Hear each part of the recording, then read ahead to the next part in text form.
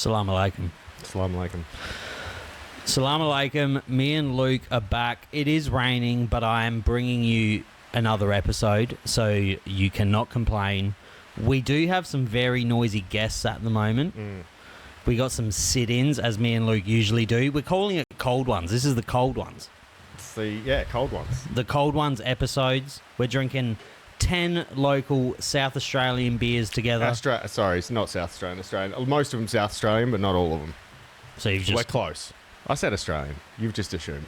After last Sunday, like if I'm going to be dead set honest with you, I've lost a lot of Australian pride. As you can see from my facial hair, I've switched teams. It's pretty obvious. Look, you made a bad call. There's nothing wrong with backing the Aussie. We won't sit on this for too long, but now that I have a fighter in here, did you ever see it going like that? Because realistically, it should have kind of went like that. We were all hopeful it wouldn't go like that, and you think maybe someone can solve the puzzle, especially when Craig's been there in the camp a few times now, and I think it was more hope than it was thinking, like, you know what I mean? We all sort of knew how it probably would go, but you hope Jack can put hands on him and do something different, but it wasn't meant to be.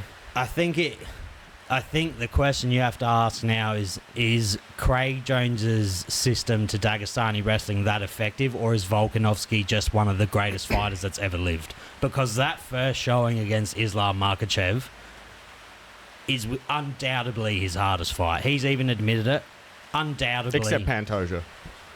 Yeah, so technically Pantoja is the greatest fighter of all time. Yeah, correct. But that fight to me just proved how fucking good Alexander Volkanovski is. Yeah, I agree. Yeah, it does show how good Volk is, but it shows obviously how good Islam is too.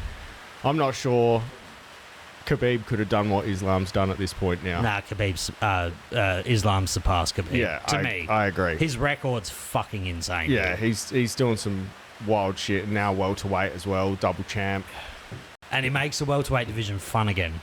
Yeah, I think Khabib's mind is obviously fucking superior. I think his IQ and the way he coaches is a big part of what Islam's been able to do, coming on from, taking over from his father. But Islam's he's doing some shit now, and I don't know who beats him.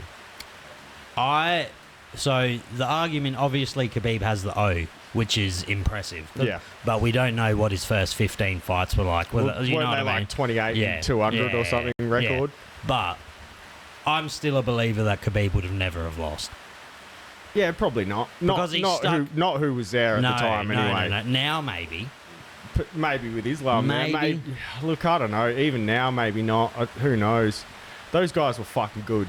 Dustin in his prime, Justin in his prime. They were still fucking killers. Conor he made look pretty easy. I just don't... The thing about these boys, Islam's a bit of an exception because he does have... Islam does have good striking, bro. He tore up JDM's leg. He's knocked out Volk. Even though it was on short notice, Islam does have a higher caliber of striking to Khabib. No one can say that he doesn't.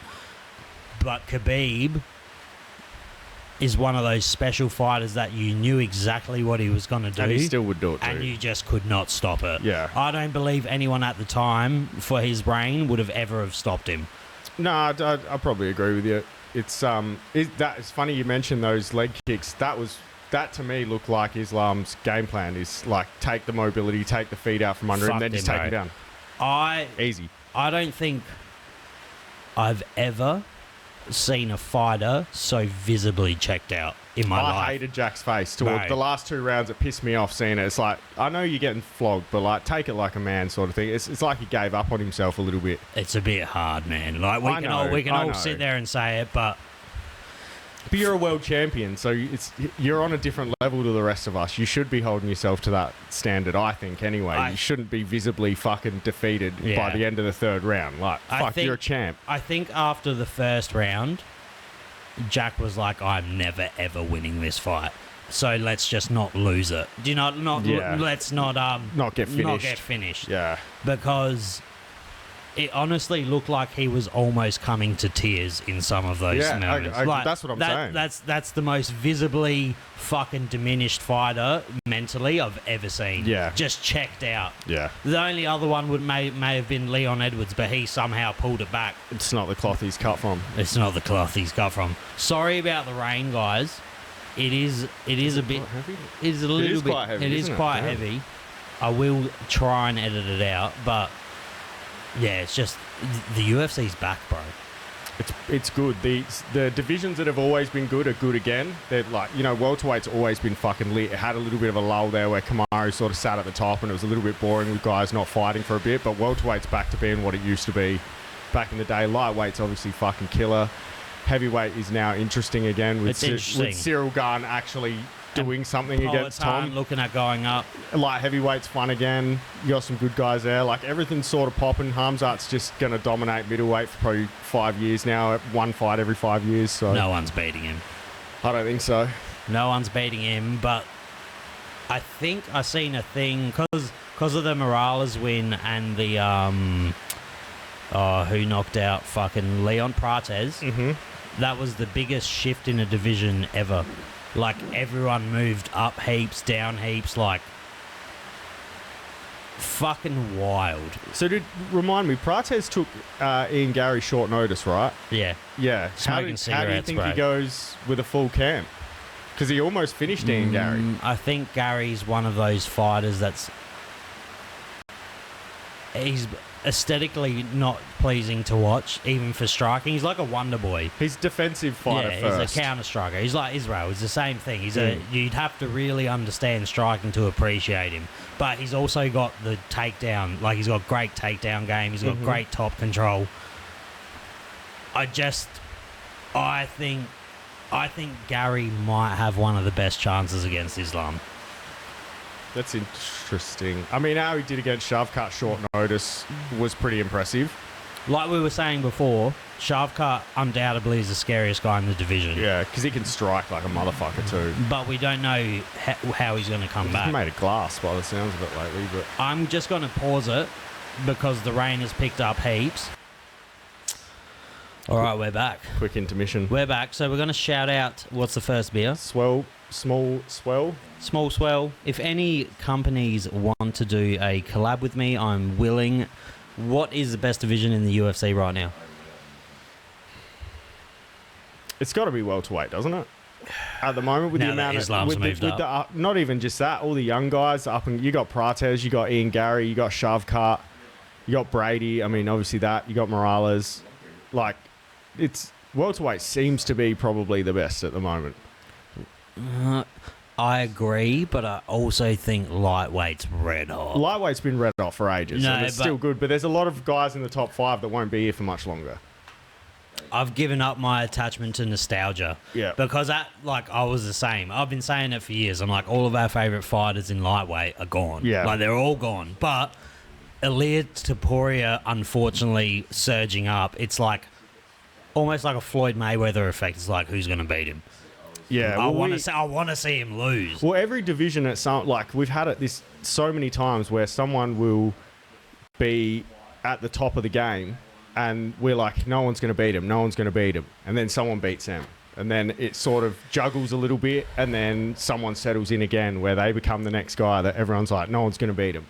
So it's like Ilya right now is at that for now until they do. Like, no one thought Weidman was going to beat Anderson Silva either. Do you know what the issue is though? Fighters now are a lot more savvy to not sticking around for too long. Elia's like noted multiple times that he's in and out like a doctor. Well, if that's the case, then he goes, but still, someone might figure it out between now and then. I don't think anyone. Who? Because we haven't, to be fair, we know he's a good grappler, but we haven't really seen his wrestling tested. We haven't really seen a top pressure heavy guy fight Ilya yet. That's very true. So I'm interested, everyone says, yeah, his grappling's really good, first Georgian black belt, all that kind of stuff. And it's like, it probably is true because he's a weapon, but I want to see it. I want to see, like an Islam, go at him. But I mean, Islam's probably too big now at 170, but at 155, that fight would have been pretty compelling, I think.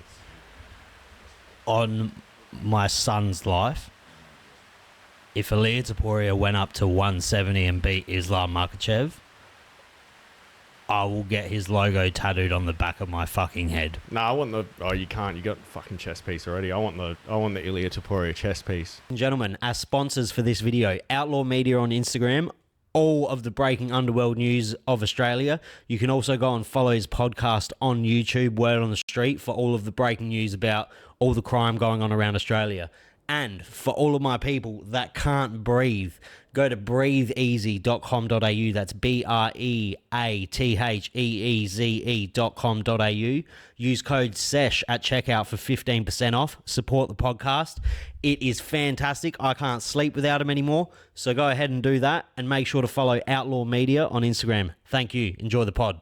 From you, with his face in the middle. Are you doing International Fight Week next year? No, it's at the White House now, and it's like, I'm not a millionaire. So There's 20,000 tickets for it. Yeah, but what do you reckon they're going to be worth? And how easy do you think they're going to be to get a White House fucking ticket? It's going to be impossible. Well, if it was John Jones fighting Powhatan, I'd be willing to spend $2,000 on a ticket. I don't even think that's going to be enough. Well, Dana came out and said John Jones will not be on the White House card. Yeah, well, he doesn't really need John But that's anymore. the only It's fight. like he doesn't need Conor anymore What's either. the fight? It could be Islam and Ilia. But there's no American headlining. It needs to be an American. Don't you think? Like, wouldn't you... That's my only thought of reasoning. Who's the American champ at the moment? Is there one? No. No, but the biggest fight with... No, there's no American champ. I don't believe. No. But Kayla Harrison's the only one. I guess so, Her and yeah, Amanda she Nunes ain't headlining ain't doing that. it. Yeah, They're third on the tier. Yep. You got Max Holloway, and who do we go? Who do we go with Max for the BMF? Well, he'd be fighting Ilia, you would think, for the 155 if it's going to happen. You got to do Max for the BMF. Max and Dan Hooker's a fucking banger if he wins. Max and Dan Hooker. Dan Hooker doesn't even have to win. He deserves a BMF title shot. Literally any point in his career, you could give Dan Hooker a BMF title shot. He deserves it. He is a bad motherfucker. I actually really like that fight. It's a sick fight. I don't like it for Hooker. I don't like it for Hooker. Yeah, I think it doesn't go great for Hooker, but he's too tough for his own good. He'll probably be like Calvin Kattar situation where he just cops a fucking melting for 5 rounds. This fight would have already happened by the time this uploads, so we might look like dickheads. But how do you envision Dan Hooker and Arman? I think Arman is like really good. I think he's the one person who could beat Islam. Well, Islam's not in this division anymore. I know, but when they were looking at that, like, I think stylistically, he might be able to beat Ilia too. Because again, like I said, we haven't seen someone with that level of wrestling test Ilia's like resilience to being taken down and getting up and being held, and that's what I want to see. Which one's next? That's a fucking good question, hey. I think it is this one. If the stories are true, because I'm not one of these dudes that is an aficionado on Ilia Topuria's earlier career. I just know he almost got knocked out by fucking Jai Herbert. Yep. Allegedly, that's where his A game is. That's what I'm hearing. Yeah, that's what I mean. I think before the UFC, he had like only a couple of knockouts or something, or like a small amount, and it was all submissions. And then he's come to the UFC and it's all knockouts. I looked it up once recently. Well, I will say we were talking about. I asked you before. I was like, "Have you seen the footage of Khamzat and Arman grappling?" And that is a huge weight disparity, whatever. But you can just tell Khamzat's just better. He's just a fucking elite. psycho, dude. But I have seen the footage of Topuria and Merab, and that's not that much of a disparity. And Merab's a demon, and Topuria was fucking him up. Oh, right. Like, Topuria, have you seen the footage? No. So him and Merab grappled. And Topuria was not having his way, but he was winning every exchange. He's so solid. So I don't think Merab's that good of a wrestler. He's a volume wrestler. He's just non-stop and he's on you because he can't really hold people down that well. He's not like very good at holding people down. Because his game is he wants you to get back up. And then he's going to take you down. Yeah. And then he's going to get you back up. He might not get... He's a chain wrestler or whatever. Like, he's going to just... Eventually, you're going to hit the floor. He's not going to hold you there. You're going to get back up. He's going to hit you because he mixes in his striking so well now. Merab, honestly, I don't know if all of you, because we have a group chat together for MMA. I feel like I'm the only one that's that hot on Merab. I fucking love watching him fight. No, I really do. I like him a lot more. I like his personality these days. He's fucking hilarious and he's great to watch. But I don't think he's boring. No, I don't think he's boring either. Like, he used to be a little bit boring because he didn't seem like he was trying to finish people. He was just trying to like wear on them. But now he seems like he's trying to like have a crack at fucking people up a little bit more. Like, he's trying to do more damage. His stand-up's a little bit better.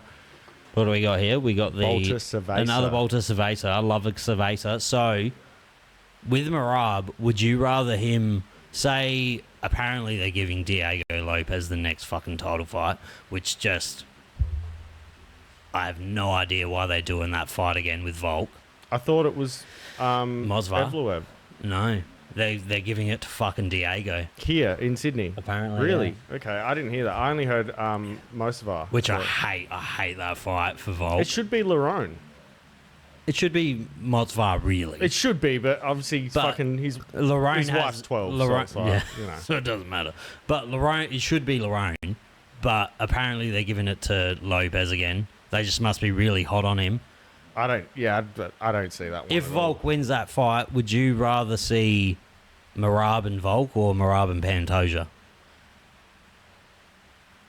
Pantoja's pretty big. He could go up and have a crack, to be fair, I reckon. Pantoja and Merab's interesting. Merab and Volk's less interesting, I think. Really? I think Volk has a pretty favourable matchup against Merab.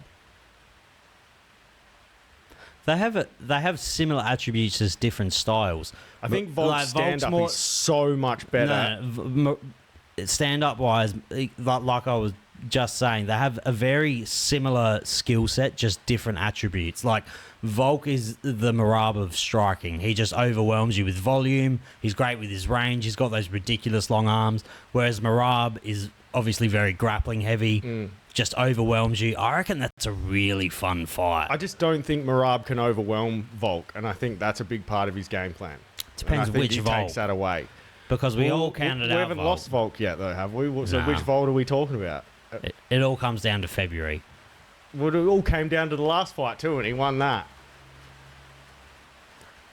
I think we were all together, actually. We all can't of us. just have every fight be like, maybe Volk's done now. Like, Yeah. You know what I mean? He's either it's here hard, or he though. isn't. It's hard, though. He lost to Ilya, like, after getting head kicked 3 months before it. I think we got to not write him off too much yet. I will never write off Volk. I think he can beat a fucking gorilla. But you always have that fucking image of your head of just... And does Ilia Topuria have the best fucking run at the moment? 3-4 fight run? It's up there. Oh, 3 or 4 fight run, yeah, it's probably Can one of you, Charles, can you please look up Ilia Topuria's last 4 fights? You don't need to look it up. I know what it is. You know what it is? Yeah, it's Josh Emmett. It's Volk. It's Max. And it's Charles Oliveira. That's fucking insane. Who did he fight before Josh? Who did he fight before Josh Emmett? It would have either been leg lock dude. What's his name? Ryan Hall or Bryce Mitchell. Did he fight Bryce Mitchell? Yeah, he fucked him up. He did. He shadow realmed Bryce Mitchell. That's a fucking impressive resume, dude. It's pretty good. There's no one really in the... Not those... You don't get Charles, Max, Volk, like those 3. That's pretty insane. And then if he does Justin Gaethje, I mean, Justin Gaethje's probably not the same Justin Gaethje as 4 years ago anymore. I don't attribute Justin Gaethje as a top 5 fighter anymore. Nah, I think when Khabib got him, that was right at the end of when we probably saw the best of Gaethje. I'd love to see him and Armin or him... I'd really like to see him and fucking Paddy, to be dead set, because they don't like each other. I reckon Paddy goes to sleep in that fight. I think so too. He walks in with his chin in the air. But that would also be interesting to see Ilya's grappling as well, because obviously Paddy is he's a good grappler. You can't take away from him that he's not good at MMA Jiu-Jitsu. I think the person that's going to give Ilya problems is the person that sticks to a game plan of strictly wrestling. Like Armin. That's why I think Armin's his toughest fight. I think so too. Because if someone goes in there and like maybe I can stand and bang with him, you don't have that opportunity because he's got legitimate terrifying. He must be you'd know better than fucking me. He just must hit you so clean. He doesn't hit you like he's just hit you so clean and it's so quick. It looks so impactful when he hits people. It's like Prime Connor. Yeah. He's not throwing everything into it. No, he just, when he hits you, it's so clean, it's so sharp, it's so accurate. It's always on the counter. Yeah, and he uses his body. He knows when to throw his body into stuff and he knows when not to. But he has broken up with his missus and he's dabbling in some debauchery right now, so that might ruin him. I actually heard he left her. So it's not this whole like villain arc of his wife cheating on him. I think he was cheating on her. He's just upgrading. Because she was on some podcast and she was like, no, it wasn't me, it was him. And you look, you can see it. Do you miss it? Fighting? Yeah. Yes and no. Do you ever look at fight? Like I remember I was with JB we were watching Pride. We watched the Jack Spacey card, and JB right now is like as fit as he's ever been. He is literally as fit as he was when he was training, like hard to fight.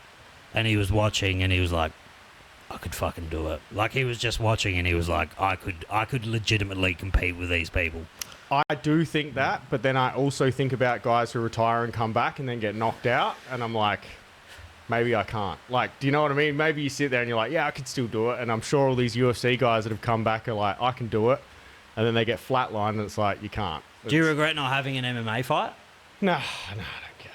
I don't care. I wasn't doing it for glory or anything like that. I had my own personal reasons for doing what I was doing. So. If you could come back right now, or you could, but like if you were going to come back, would you have the MMA fight or Muay Thai return? No, it'd probably be MMA. I think you'd have to. It's the way it's going these days. I could probably do Muay Thai and I'd feel more comfortable with that, I would say, but I think that's why I'd prefer to do MMA because it's a little bit more scarier. You're more scared of it? Well, it's not. I'm not. You know, I've done striking for a long time. That grappling is obviously less of a strength of mine, so it would be more of a risk for me to go in there knowing that I could potentially get taken somewhere that I'm not going to be good. Because you're you blue belt? No, I'm only a white belt. Shout out to 10th Planet Adelaide. 10th Planet Adelaide. You just did the American tour. You visited a couple of them, didn't you? I did, yeah. I went to Austin first, and that was awesome. And it was, you walk in, because everyone sort of has that, like, you know what 10 Planet is, conspiracy sort of fucking, it's the weird and wacky people of like the jiu-jitsu world, I guess. Jiu-jitsu's getting pretty weird in general, actually, to be fair, but... I think 10 Planet grapplers are overlooked a lot.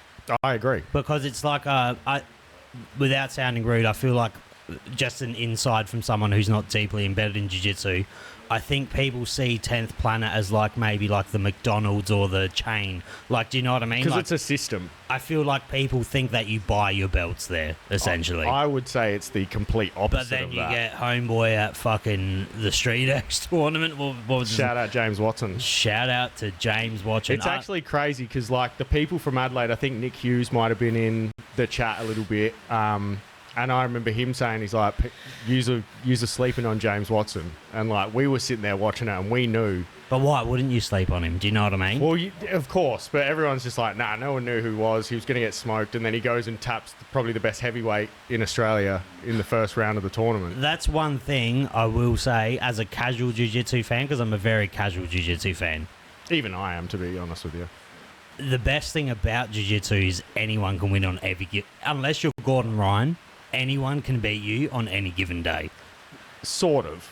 To an extent. Yeah, no, but like you like saw two black belts. What Lucas Cannard did at CGI 1. Like he just went in there on a week's notice and tapped that Victor Hugo, who was a favourite to win.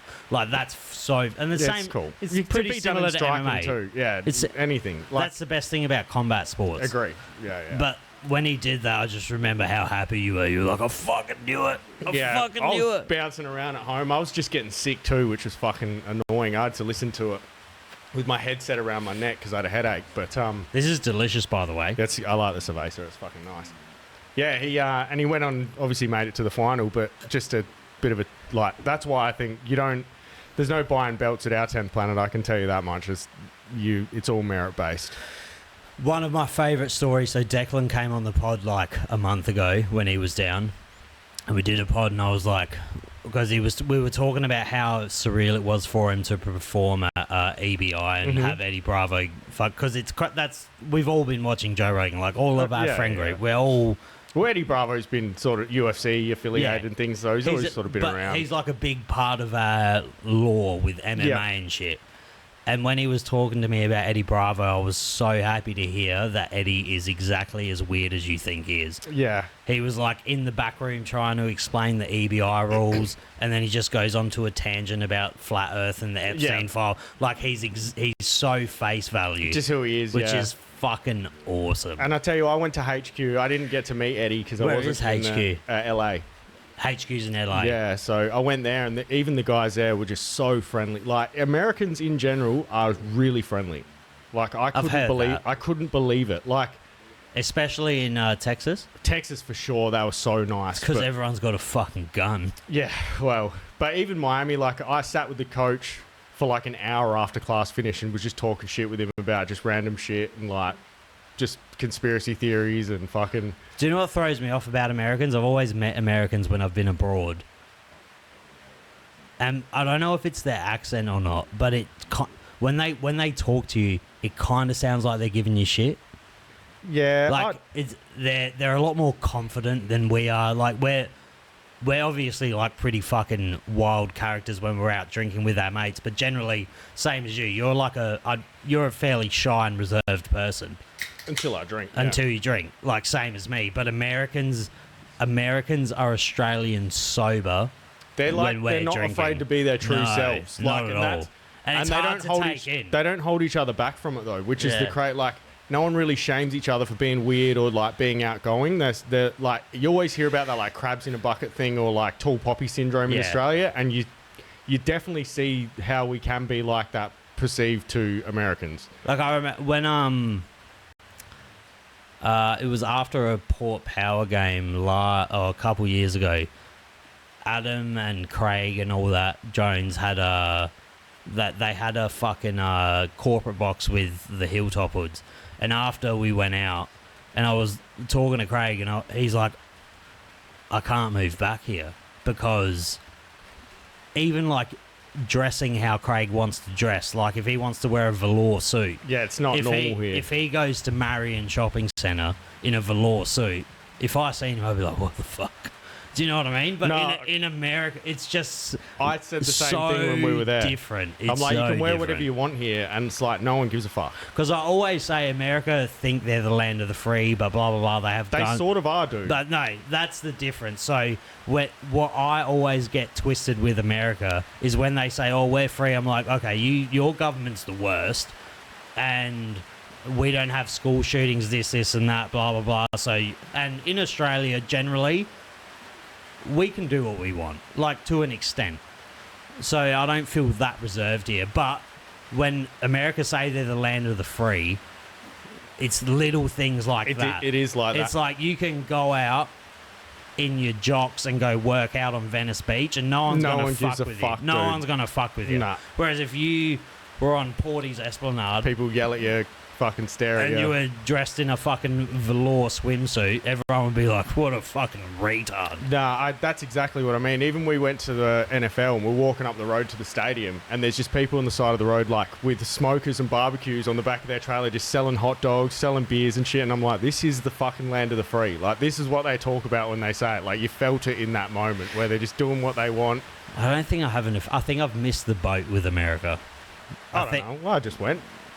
Did you feel like you missed the, like, is it still, was it a worth it holiday? It's the best holiday I've been on. Like, I'll be 100% honest with you. It was like the most fun I've had. Better than Japan.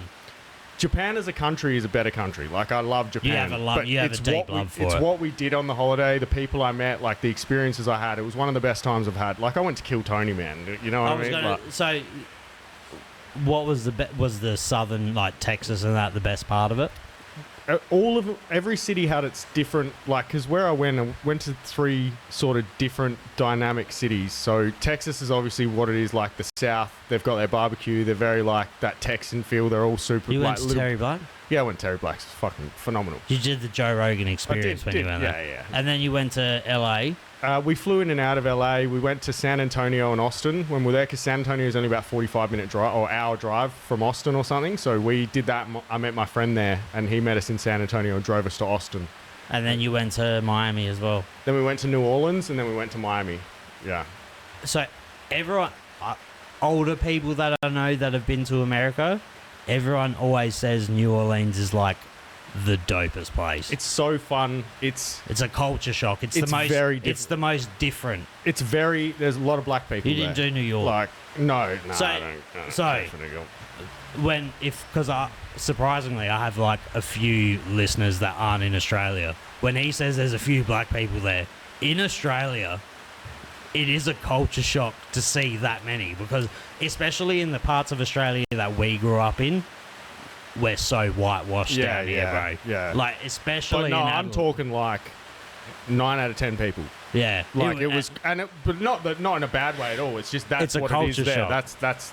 That's New Orleans, and you go Bourbon Street's a bit fucking wanky, and it's like not that good. It's sort of more like it's like the Hindley Street of New Orleans, but you can go further down to like proper like legitimate blues bars and stuff. And we spent a fair bit of time, so like that was good about New Orleans. We had a bit of time in the culture, listening to the music, eating the food, and it was fucking amazing. If I went to America now,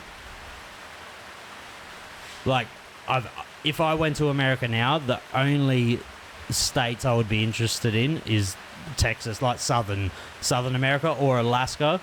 And I've always wanted to go to New York. I know it's not the same. It's not the same. You can with that beard at the moment. Now so I you're can, good. because shout out to the whatever he is, the Prime Minister of New York, Alhamdulillah.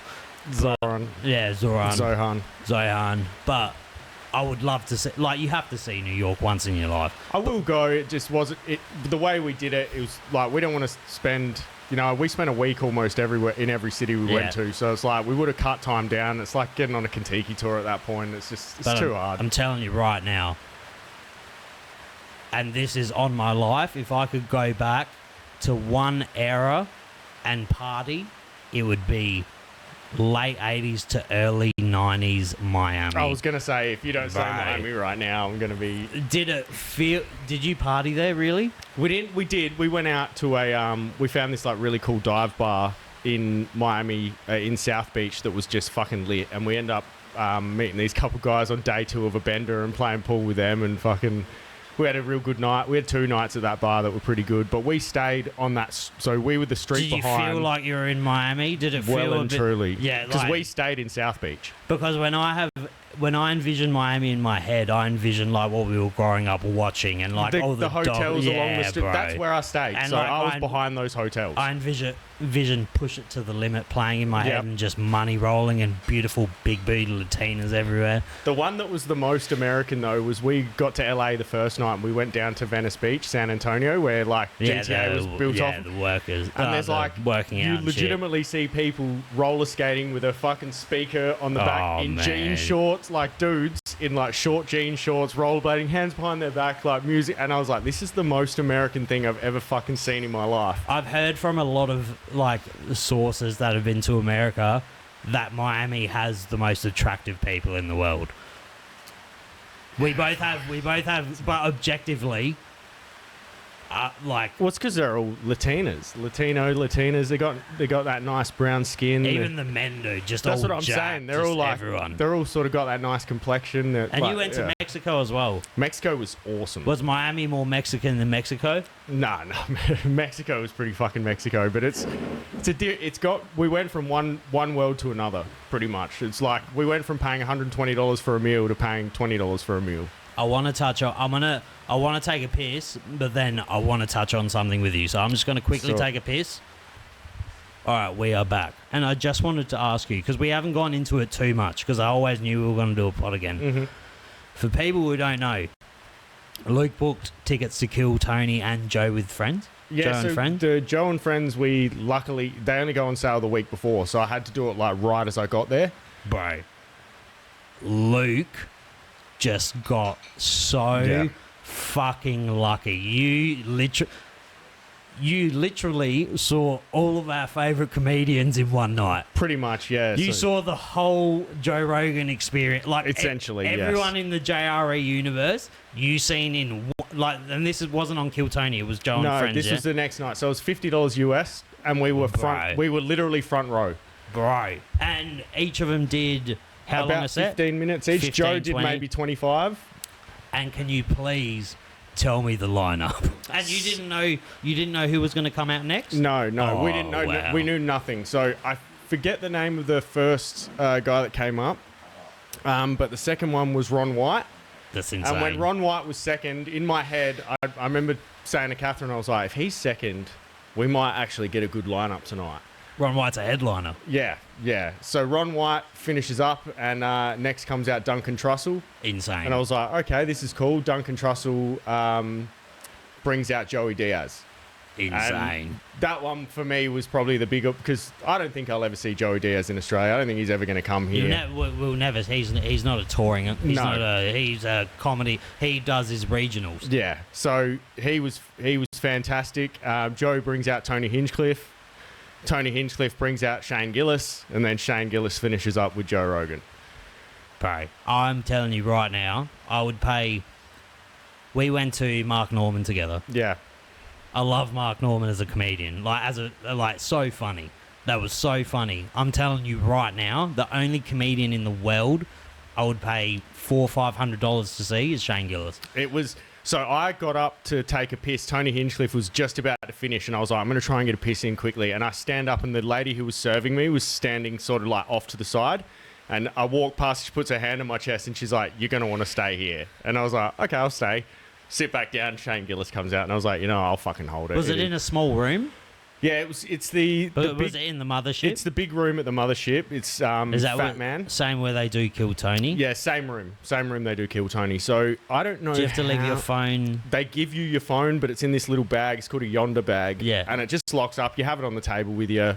And they did it at same. I went to the Laugh Factory in LA, and they did the same thing. They just locked your phone up. Was Shane the funniest, or was it Joey? Because I've heard the thing with comedy. I don't know if you agree or not. When you watch a comedy special on Netflix, it's so different to being there. It's so much funnier there. Like, my face hurt the next day. Yeah, like it's so, like, in Mark Norman, we were crying. Yeah. If I saw that on Netflix, You'd laugh. I would laugh, yeah. but it's not the same. No, I agree. It's the only comedy special, besides early Eddie Murphy, Delirious and Raw, which is very outdated now, but the only comedy special ever to make me almost fucking shit my pants laughing is Shane Gillis' Beautiful Dogs, bro.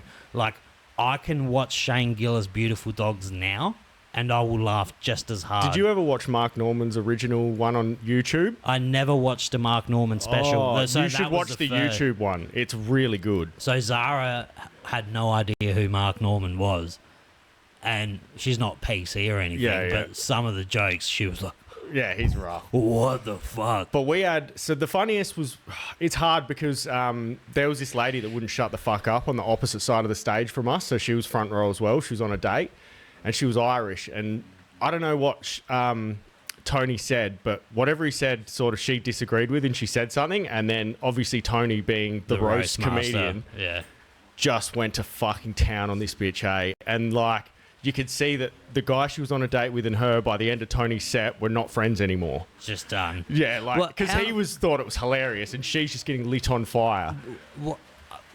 What I don't understand, why the fuck you would go to a comedy show? It's so self-absorbed, Just bro. shut the fuck up. It's so self-absorbed. Like, we're pretty fucking boisterous people, and I don't even complain at restaurants if something's fucking wrong.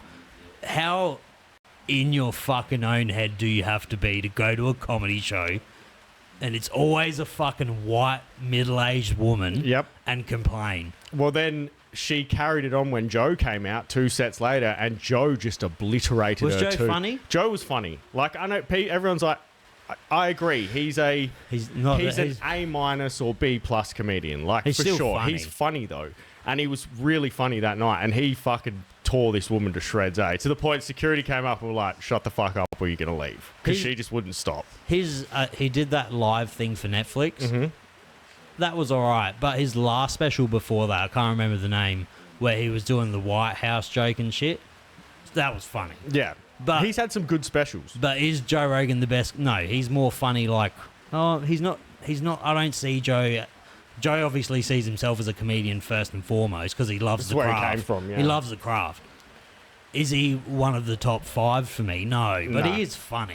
He's done a lot for comedy, though. Oh, like the most. Austin is insane now, man. What was the Mothership like? The Mothership's awesome. It's such a good venue. I went to Mitzi's bar next to it, which was cool as well. So that's not closed off it's just open to comedians? Some nights to the public. So when I was watching Kill Tony when you were there, I thought it was your episode that you were there for, but obviously they pre-record. So who was like there when you went? I had we had Sam Talent. Yeah. I can't remember the guy in the middle, mainly because he said about 3 words the whole fucking show. And then we had, and I'm fucking, the guy who plays like Dr. Phil, Joe Biden, Elaine. Yeah, he was just on Joe yesterday. I watched the full episode. I can't remember his fucking name. Adam Ray. And he was Elaine. He was Elaine, and it was fucking hilarious, dude. It was very, the guy next to us, we had actually been to like 10 Kill Tonys, and he's like, this one was actually pretty good. And he's like, pumping there all the time? All the time. Like we got there. Is it on the main strip of Austin, Texas? Yeah, 6th Street. It's on like their Hindley Street. Yeah, essentially. But there's a lot of clubs along there. Like we went to the Sunset Strip, which is Brian Redband's club. We went there for one night and watched the Secret Show. You went to the Secret Show? Yeah, I went to the Secret Show. That was pretty fun. We had Timmy No Breaks and Hans Kim. I can't believe when you were going, I was like, I hope you see Timmy No Breaks, bro. We saw him. Redband did a set on his as well. So did you like Timmy No Break? Yeah, he was good. Ari Muddy was on there as well. I was just going to ask if you saw Ari. Yeah, so we saw like some really... Dude, you did the thing. We saw some comedians, man. Everyone. We had a really good time in Austin, so... Yeah, the comedy scene there is popping. We even went to a couple open mics and just like watched people fucking bomb and like that was killer. It was killer. I can't do that, bro. That's the only thing that puts me off going to Kill Tony. I get hell secondhand embarrassment. Like, so much. Like, to the point it's debilitating for me. There was only one dude who bombed bad, and he bombed real bad. And, like, Tony was nice to him because he's like, if you really want to do this, you can't act this way. And it's like, it was nice for him to, like, give him good advice, but the dude was just self-destructive. Is Thren into all this shit, or does she just come along for the ride? Nah, she's for sure into it, but, like, she wouldn't have gone if it wasn't for me. Like, I had to get up at 2 a.m. to get tickets. But she's fine to, like, just... She loves it. She loves it when she's there, but it's like it's not something she would go out of her way to do if it wasn't for me. Basically, the only comedian you didn't see in that whole universe was what's that black guy that likes rocks? Black guy that likes rocks. He's like the biggest one from Kill Tony. Oh, Cam Patterson. Oh, Cam Patterson was there when we saw Kill Tony. He's the African American dude, yeah, black dude. Yeah. And we saw who's the crazy dude with the bald guy with the red hair? I hate him. He was there. He did a set too. I just don't find him fun. I know people love what's him, his mate. name. I can't think of his fucking name. He's got such an autistic sense of humour. I guess it can be funny for some people. People love him. The comedy's hell fucking. But like you said, when you're there, it's so different. It's so good. Like, yeah, it was the funniest comedy show I've ever seen in my life. But he is my favourite comedian, so I am biased. I honestly think Tim Dillon is the funniest person in the world. I like Tim Dillon. I love Shane Gillis. I reckon Shane Gillis is the best comedian in the world. But Tim Dillon, he has like a sense of Australian humour. Like just so fucking sarcastic. And just Americans don't usually get it heaps. But Tim Dillon, bro, when I seen him live, was one of the funniest motherfuckers I've ever seen in my life. And he's so educated on politics. He's so... That's where I get all my information. Probably a bad idea. Dude, there's some cunts that get all their information from this podcast. There's cunts that get all their information from TikTok. That's the problem with the fucking world. But nah, look, it's the comedy scene there is something different. Like, you go on a Monday night and there's open mics and fucking events on and lines out the door. And like, what do they drink like over there? They're not like us. What do you mean? They don't. What do they drink like? They're not like, you know, if you go to an event on a Monday night here, cunts are already fucking 10 beers deep straight after work. Like, it's a big thing for them. Whereas people there, they might have a couple, but like, they're there for the event and they sort of just do what they're doing. But I was drinking Bud Lights like they were fucking going out of business. So. What about Mexico? Mexico, Yeah, Mexico, we didn't party heaps. We did a little bit. I met a guy at jiu-jitsu. I trained at this gym in Mexico, which was fun. And I met this British guy, and we ended up going to an open mic with him in Mexico, actually. And then we went out and met all these people, and it was just normal, just a bar scene, like nothing crazy. Met a couple of Mexicans, quite cool. But did you dabble in any extracurricular activity? Nah. Like, I had too much to do. We couldn't lose days, and it's also I'm a bit scared of getting shot. Or I'm telling you now, there's not many times I'd ever be disappointed in you. But being one of the only boys in the group chat that's been to Mexico and not dabbling in some ulterior motive activities, it's crazy. It was like... It just wasn't. Didn't go looking for it. It wasn't there. Like, it didn't, you know. It's so funny that you used Mexico as a break. Mexico was, a break to stop smoking weed. Well, the weed. Yeah, that was it. Because everywhere in America you can smoke weed. So it's not... Even in Texas? So everyone think it is illegal in Texas, and they think you can't get weed, but there's dispensaries everywhere. And what they do is they make this compound called THCA. And when it's in a dry flower form, it's not psychoactive, so it's not an illegal substance. But it becomes psychoactive and turns into regular THC when heated. Were you doing joints or pens? So you buy a joint, and as soon as you smoke it, it turns into THC and you get high, but it's legal. Is our weed better? It's the same here. Like, medical weed is... our, like, normal street weed is better, for sure, because it's cheap and you can get it anywhere. But do you sometimes remember how much you were paying? Weed. I was paying, to get a gram there was about $6 or $7 US. So let's say about $10 for a gram. But that was a pre-rolled gram joint. So it's cheaper. You know exactly what you get. Well, from the local, I don't know. I'd imagine it's $60 for a quarter or a quarter. Yeah. Nah, you ain't getting a quarter for $60 here. Depends who you know. Depends. You haven't lived in the South for a long time, brother. The South of Australia is weed country. But that was the same. So Miami had the same law, and so did New Orleans. But New Orleans could only sell it in edibles, not smokable. So I bought gummies there. And the guy bamboozled me a little bit because I thought he meant when I bought a bag of 10 that there was 100 milligrams in the bag. And I bought it, and I said, just to confirm with you, they're 10 milligrams each, right? And he goes, no, they're 100 milligrams each. And I just bought 10 of these gummies. Did you eat them all? I ate 1.5 in 5 days. Did it kill you? Well, he goes, just eat half, you'll be sweet. And I was like, I'm not eating fucking 50 milligrams. 100 milligrams per gummy. 100 milligrams per gummy. I've never been that high. No. And he goes, just eat half, you'll be fine. I was like, cunt, I'm not fucking eating half. They're like Joey Diaz Death Stars, like 120 so milligrams. I ate about a quarter of one the first night, and I was sweet. So then after that, I was like, just a quarter or a little bit less, and I just sort of kept myself going while I was there and just ate as much as I could before I had to leave because I had to get rid of them before I flew. But then Miami had the same thing with THCA, so I just bought a vape there. But in Mexico, their law is it's decriminalized. You're allowed to have it and you're allowed to smoke it, but you can't sell it and you can't buy it. So you can use it, you just can't. It's hard to get. The older I get, the more I realize marijuana actually is just not for everyone, eh? It's not for everyone at all, no. And some people makes them lazy. It makes them fucking... Everyone talks about crackheads and all these things. Why does no one talk about the bong rats on Centrelink? Like, I see them all day, every day. It's such a fucking waste of a life when someone can't handle their weed. I can't smoke weed because I just get lazy. Yeah. Like, if I smoke weed, it is purely when everyone's asleep and I have an hour or two to watch YouTube because I'm just not functional. Yeah. I've never been a functional stoner.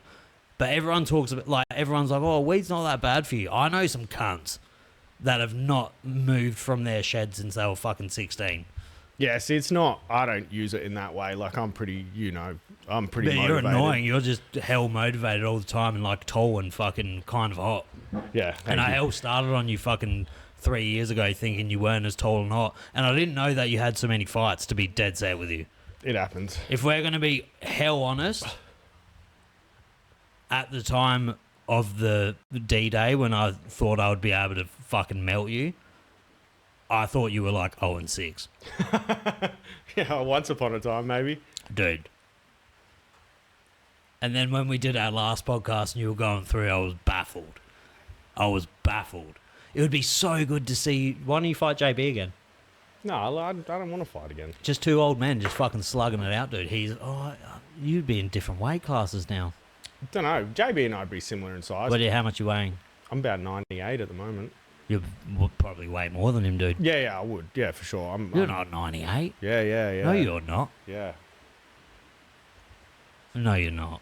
Yeah, I don't know how it works either, but that's about where it is. How tall are you? You're 6'1"? 6'2". You're a DK 6'2", eh? I'm a DK 6'4", if we're going down that path. You're 6'2". Yeah. And I'm 5'10". Actually, just under 6'2", but I'm pretty much there. Have you always been that tall? Yeah. Did you get bullied? When I was a kid, you got bullied. Yeah, I got bullied. Of course, for sure, dude. Of course. Did you ever get to bash one of them when you were older?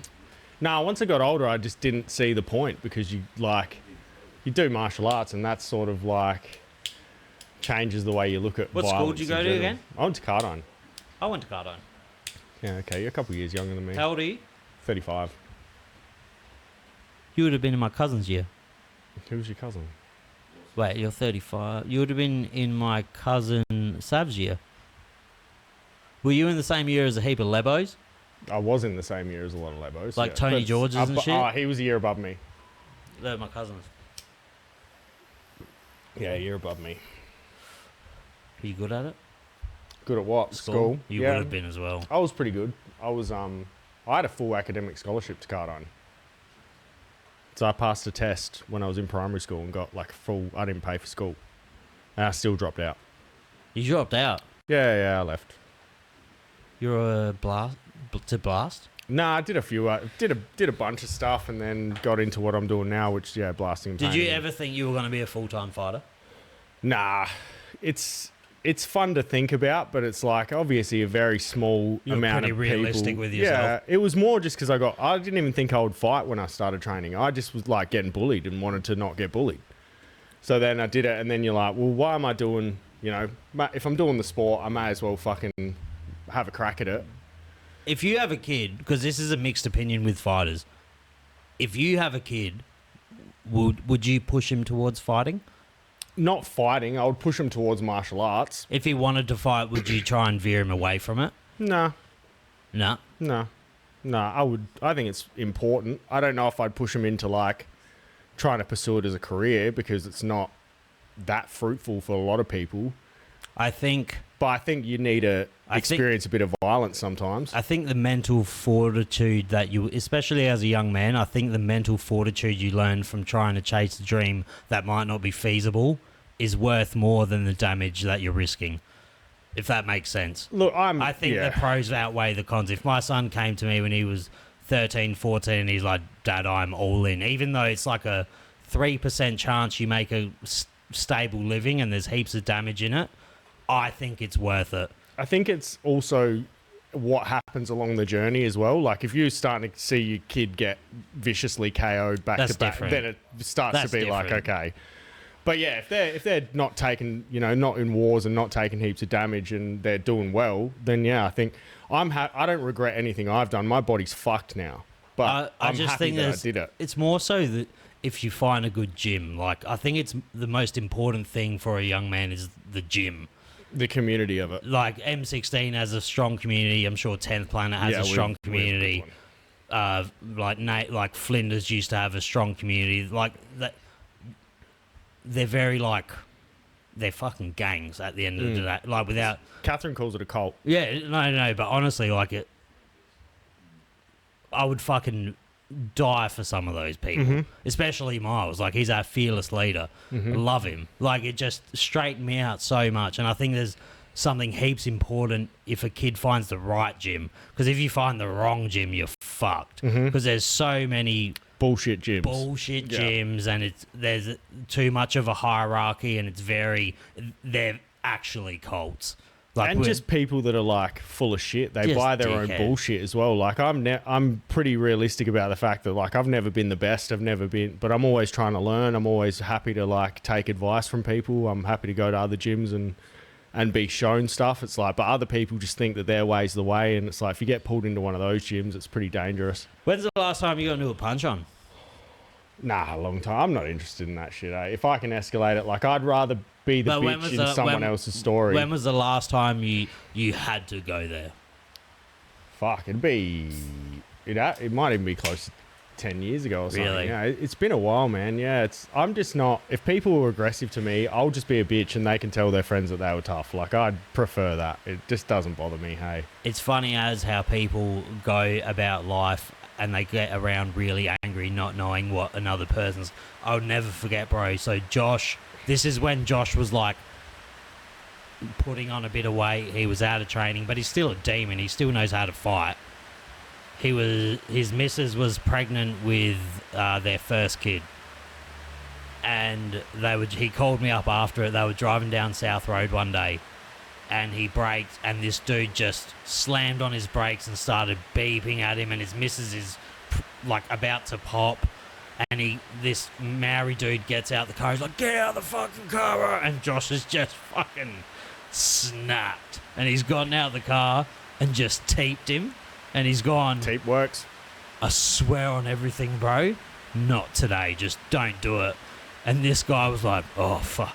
As soon as he put it on him, because Josh looks like a pretty sweet dude. He's much like you. He's a big dude, but he doesn't look aggressive. Yeah. And people just go through life. Like, you look at Jack and Trent Spacey, they look the part. Oh, yeah, yeah, I agree, yeah. You know what I mean? Yeah, like, I know what you're saying, You yeah. don't look the part. There's so many people that are just fucking around and they haven't found out yet because they haven't met the wrong guy on a bad day. Well, the last fight I reckon I got in, I did the same. Push kick the guy. He wanted to fight, teeped That's him. a de-escalating move. Well, he stood up and I leg kicked him once, and then I was like, "Do you want to stop?" And he's like, "Yep." Yeah. I think when you get hit with two things like that, you sort of like, maybe this person knows something I don't know, and I should probably not go down this path. The only time I've been like, I got fucked up, and as I get older, I was like, okay, I deserve this. I think it was my 22nd or 21st birthday, we were at the Grand, and there were these, like, I was, like, getting with these, well, it was all girl-related, and we went outside, and I remember, I'm a small man. Mm-hmm. I'm aware. These dudes were smaller than me. And I was like, well, I'm going to fuck you up, dude. And we were, like, about to punch on, I looked at his ears, full collies, like, Oh, no. full collies. My mate's bailed, or my mate at the time's bailed. And I'm like, okay, let's get this on. Before I can even blink, this little Demetrius Johnson cunt got his foot all the way to my skull, cracked me in the head. I've fallen over. I've like gotten flash knocked out. As soon as I hit the ground, I got back up, and all I see is two coppers running at me. And I'm like, I'm the only ethnic person here. I'm definitely getting arrested. So I've gotten up and I've run out the back of the Grand to the car park. I've chosen the only cop in South Australia that has the best cardio of all time, fucking Robocop.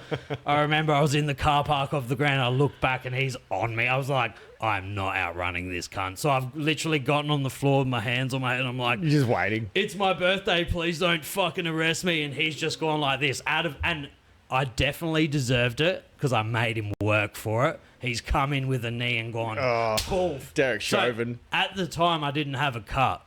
This cop has full split my eyebrow open. I'm pissing out blood. And I'm like, mate, it's my birthday. Just don't arrest me. I'm not resisting. Just don't arrest me. He's like, you fucking made me run. But I gave him my ID. He's like, go to the hospital, get stitches. Let's never talk about this again. Fair enough. You And need to keep off that was the last time I was like, that was the first time I experienced like how violent people can be. Oh, yeah. You don't know. You just don't know. Well, that's the problem with a lot of the people, like, shit going on these days where they talk about words being violent and shit like that. Like, these people don't know real violence. Like, if you don't know what real violence is, of course someone saying something's going to fucking feel violent to you. But it's like, you don't understand what's going on. These, yeah, there's too many soft people out there that just don't understand exactly what you said. The real violence of what the world can be like. Do you know what always plays on my mind? There's people like you that have the ability to be really violent, but then there's a level up. Oh yeah, Like there's the jacks. there's not even the jacks. There's people that just want to wanna hurt hurt people, you. like just hurt anyone. But I'm They don't talking care. just trained.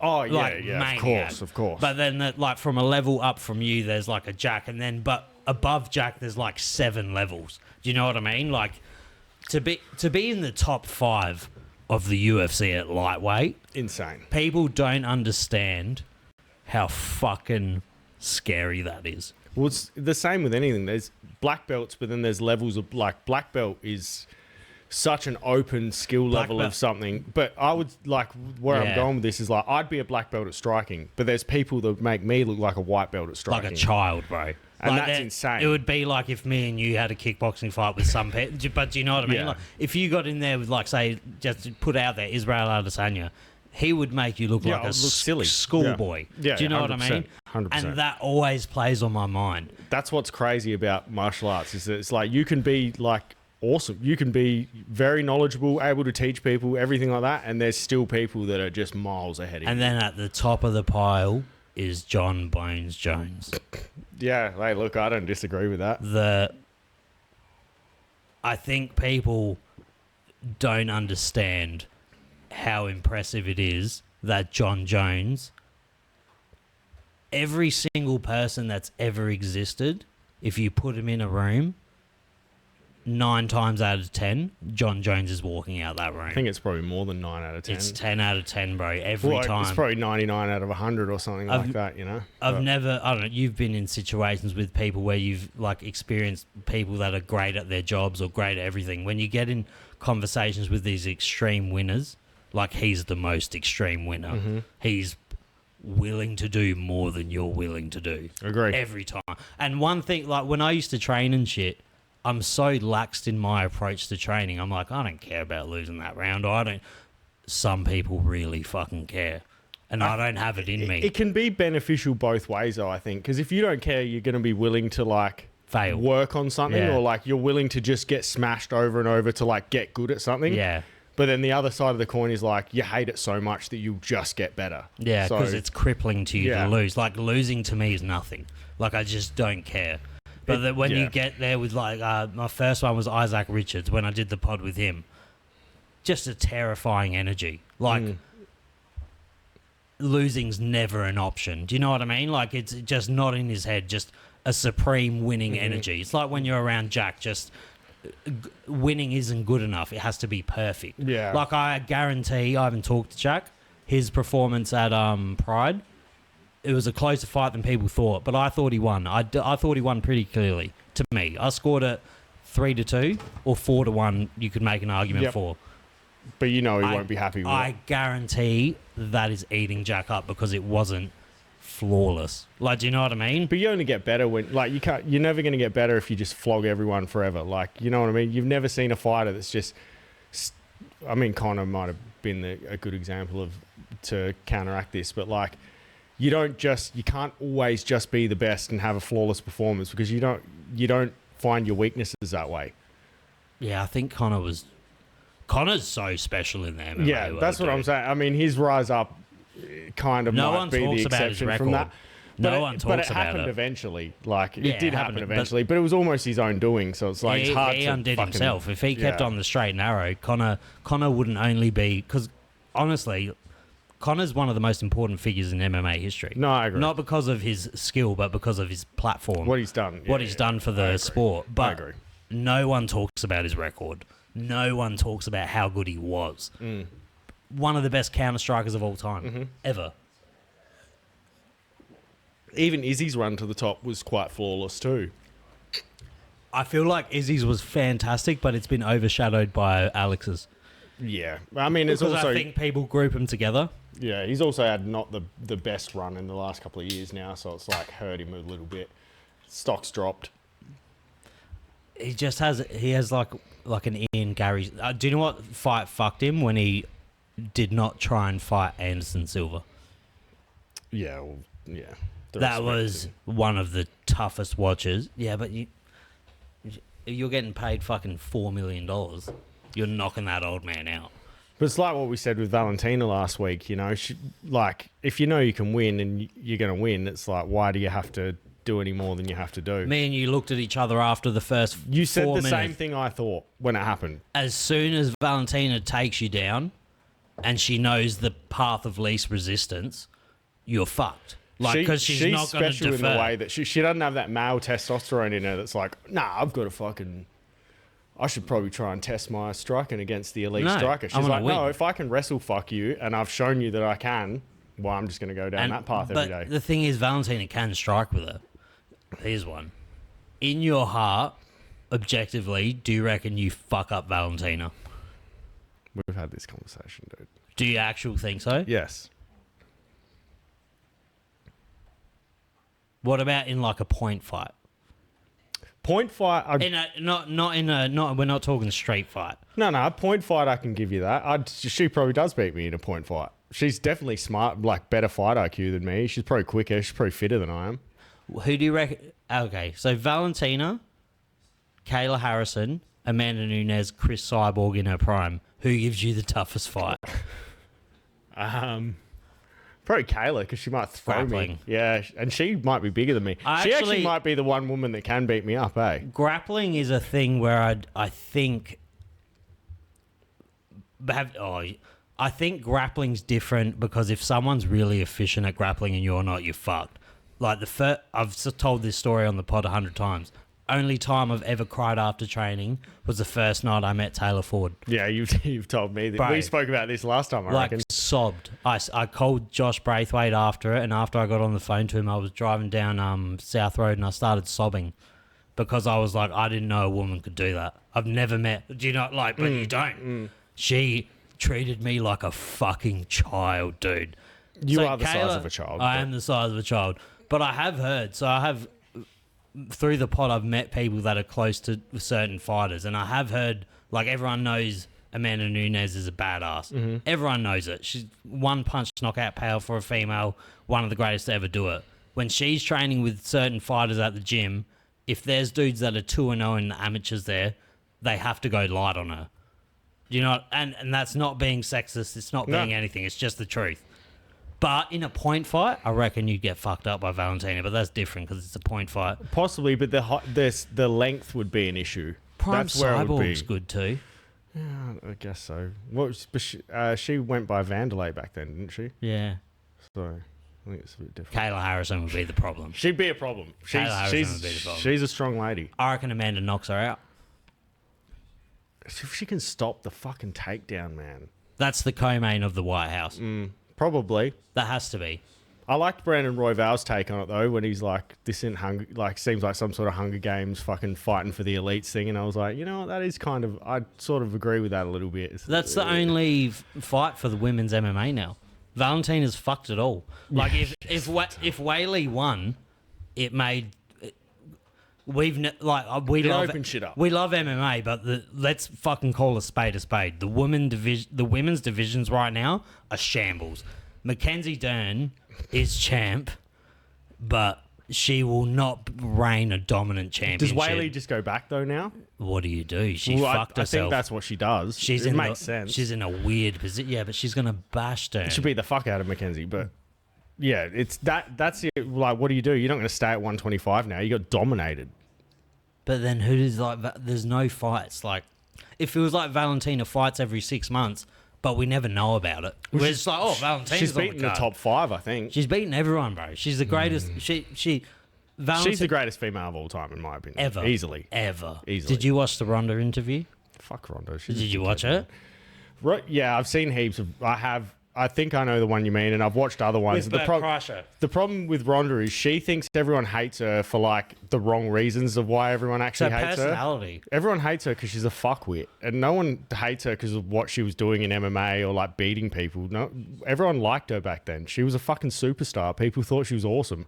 Everyone hated her because she's a sore loser and she couldn't handle getting fucked up. Took her bowl and gone home, and then she went to the WWE, called all of their fans fucking gay, and then retired. Not even that. She lost to Holly, and then when she came back against Amanda, like, she just rushes out to the weigh-in. She doesn't talk to anyone. She's got no emotion, no interviews. Did she lose to Amanda once or twice? Just once, but she lost to Holly first. That was when they were promoting Ronda hard. Yeah. She didn't want to do any press She did not. That's what I'm saying. She was salty as, came out, did her weigh-in, didn't look at anyone, and then gets fucked up. And it's like, your personality is the reason no one likes you. It's nothing to do with people wanted you to fail or any of that shit. It's like, you made everyone the villain. You said the fans were fucking Do you know what Ronda is?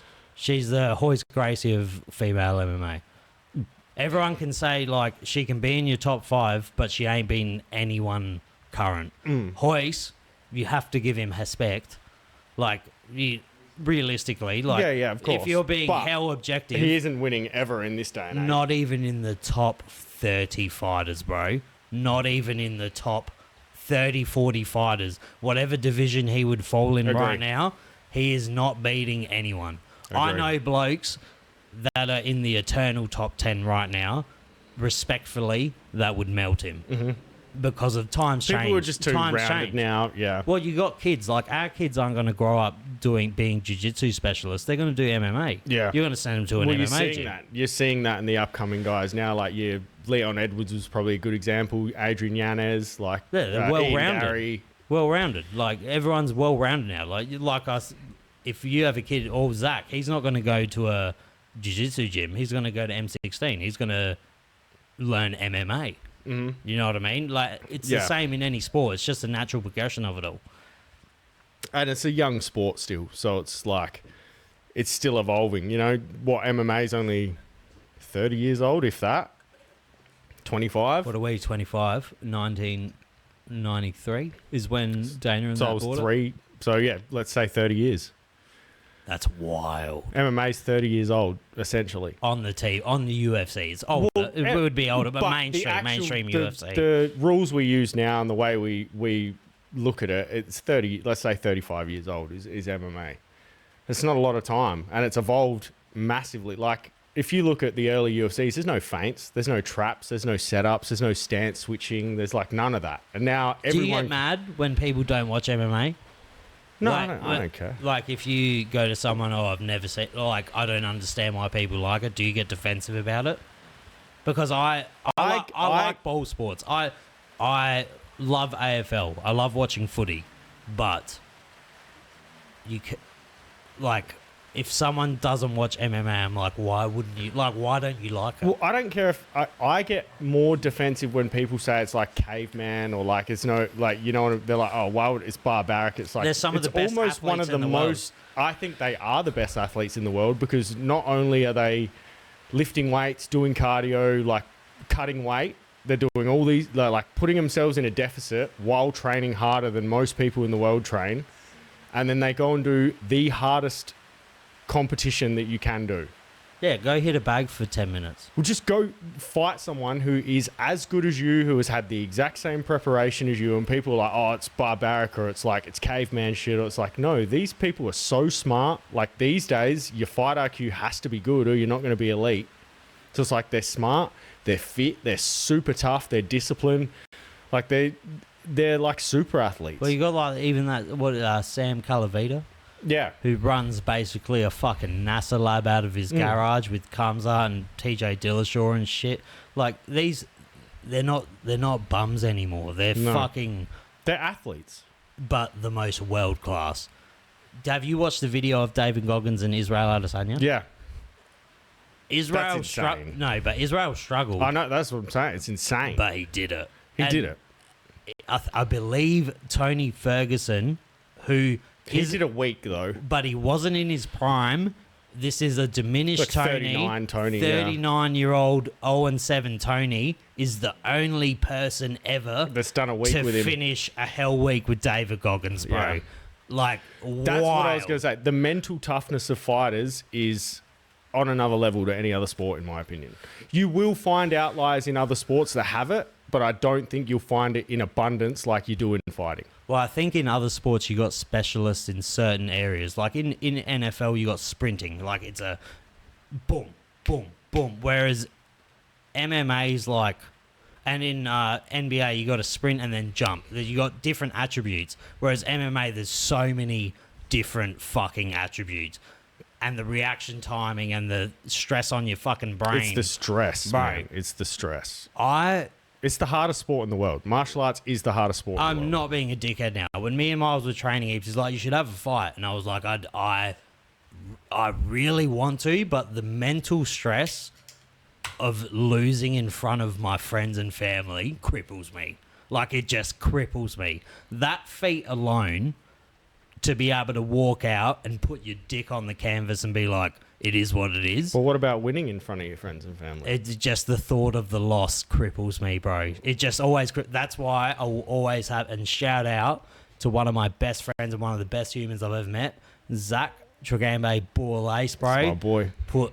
When he went and fought and he won, I wish that feeling upon him for the rest of his life, because that would have just been amazing for what he was going through. Won't go into that, but for what he was going through, made weight, made the fight, and then he fucking won.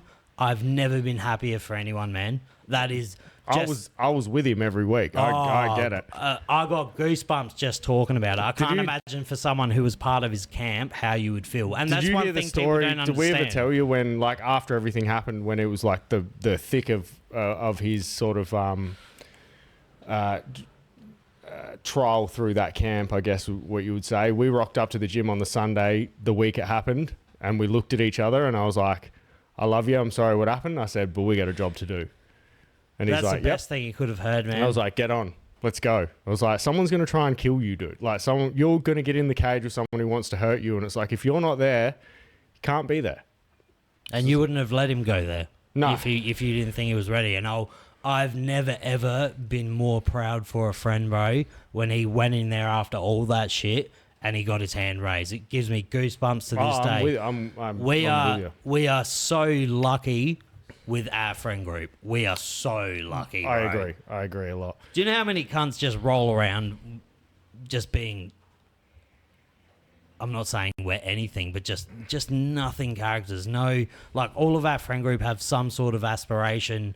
We give each other shit. You would never, like... You're always like, oh, you going to the fucking gym? You gay?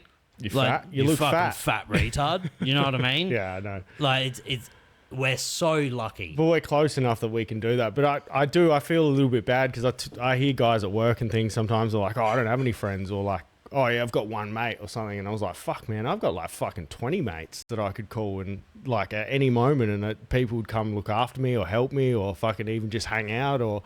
Well, that was the hardest thing. Not one of the hardest, but it's hard to explain to a... Females are different. Like when I met Zara, girls are so different, bro, because I would be like, oh, I got this mate and this mate. And she, how many fucking mates do you have? I'm like, heaps. But I got obviously select few mates that are very close to me, but there's like 20 dudes in that group chat that I could call. It's crazy, isn't it? Like, do you know what I mean? Like, it's just nothing. Yeah. Yeah, and even for you and Matt that don't know each other very well, yous are now like boys in the Snapchat group just from fucking Matt building sheds and fucking... Well, it's just one of those things, whereas I'm not fucking I think the whole men's mental health thing's gay as fuck. I think more people should kill themselves. Personally. Look, I agree with you on that one.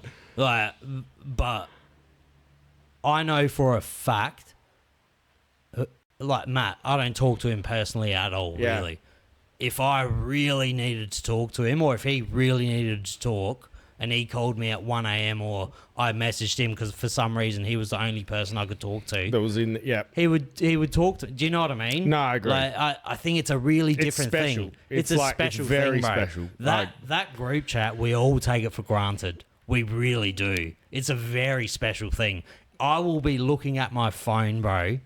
Giggling. I know. Giggling. I know. Giggling. Catherine she's like, why are you laughing? What the fuck are you smiling at? Like this morning, I was giggling, and she's like, why? I was like, because Reese is getting fucked up. Yeah. And she's like, what? In the group chat? And she was like, Flagged. why? And I was like, because he exists. Yeah. Like, just because he exists. Like, have you, without saying names, have you ever had anyone leave that group chat? Yeah. We can talk about it. We won't talk about it. Let's scull this beer, do a wee, and then finish with our last three quick. We'll be back. Wait up. All right, me and Luke are back. We're on the home stretch. We've got 3 beers to go. We're going to talk about the Blacks. Yeah, let's go. We can talk about how you guys bet on Black earlier and won fucking $480. On God. So off camera is Big Tony. We won't disclose his real name. We won't disclose his real name. And fuck. Oh, Mike's gone.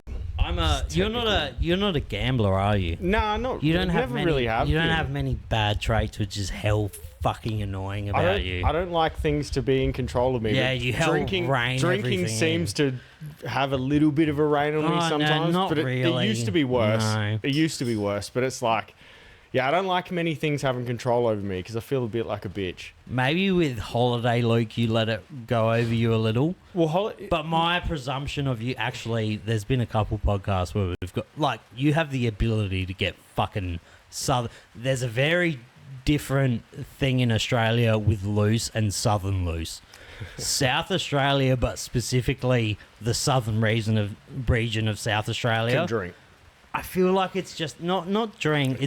It's a different culture. Yeah. Like, whenever I meet anyone from anywhere else in the world, they're not ready, much like violence with Jack Spacey and fucking all that. Other places are not willing to do what we're willing to do to keep the party going. Even whenever I travel, the way we drink and the way we do shit, people are like, you Aussies are fucking crazy. But you've always my been friends regimented. are way worse than I am. Yeah, like I'm pretty loose. Like on holiday, I'm pretty loose. I don't really give a fuck because I'm on holiday. Like, what am I? I don't have to go to work. When I'm here, Holiday Luke apparently is a vibe. Yeah, when I'm here, I sort of think more about like, what have I got to do tomorrow or the day after, and I want to train and I want to feel good, and I don't really. You know, I don't want to lose 2 days for one night. Like, That's it's not a good trade-off in my mind. That's the thing. So, whenever people meet me, and I'm so appreciative of it, because whenever I go to town now, there's always people that say, love your pod, blah, blah, blah. Whenever people meet me, they expect me to just be a fucking drug addict. Yeah. Or like a degenerate. And I'll just be out having like a normal night. And they're disappointed in you. No. They've got a vision of you that's not quite accurate. No, I feel like my base level is harder than their normal level. I think a lot of our friends' base level is harder than most people's normal, to be fair. Like, I think my base level is a lot more extreme than most people's like extreme level. But when they have this preassumption that I'm like, I'm 10 years too late. If you saw me 10 years ago,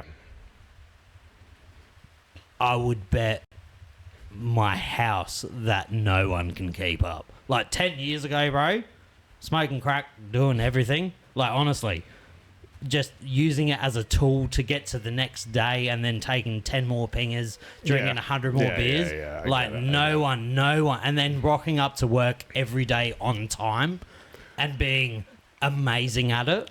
Like, I was going to say the same thing. I remember, like, I'd go out on a Friday night and I'd have work on a Saturday. You go. And I'd get home at 4 a.m. Yeah. Sleep for an hour and a half. And you get to have work a an shower, hour early. drive to work. You get to work and I was early, like, bro. I'd be, you know, I'd do it. It wasn't good, but these days, the way if I think about that, it's like, too much, bro. it gets to gives me anxiety. Starts to get to midnight, and I've had 10 beers, and I'm like, I have to go home.